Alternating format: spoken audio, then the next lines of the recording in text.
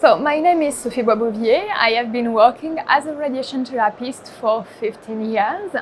After conducting research on head and neck cancer patient positioning for radiotherapy, I completed my education with a university degree in clinical research.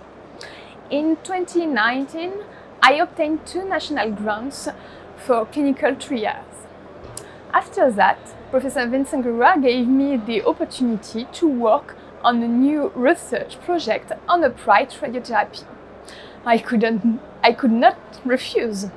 The challenges on this project encouraged me to continue my education, and last year I graduated with a master's in research and innovation in healthcare from Sorbonne Paris North University.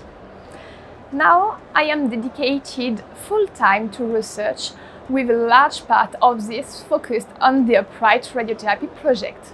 But I am also involved in 3 other clinical trials as a principal investigator or associated, and in the development of research led by radiation therapists. After several months on the development of the method to set up a patient on the upright positioning system, I wrote the first protocol to evaluate the accuracy of patient positioning and immobilization on this device.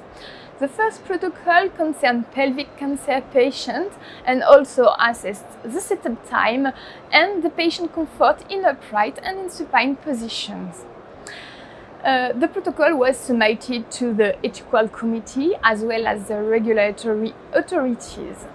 I started the recruitment of the patient in October 2021 and finished in June 2022 with 16 patients recruited. In July 2022, I began to write the article regarding this study, and the submission was done at the end of September. Finally, the paper was accepted at the end of November. So in our study, we compare the physical comfort of the patient in supine and also in upright position. We used a 5-point Likert scale questionnaire with 10 questions.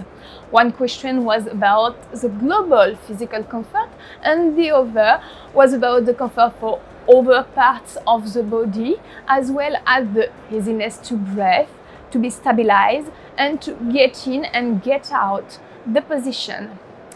The results showed that patients were at least as comfortable as satisfied in upright position than in supine position, and sometimes even more comfortable, more satisfied.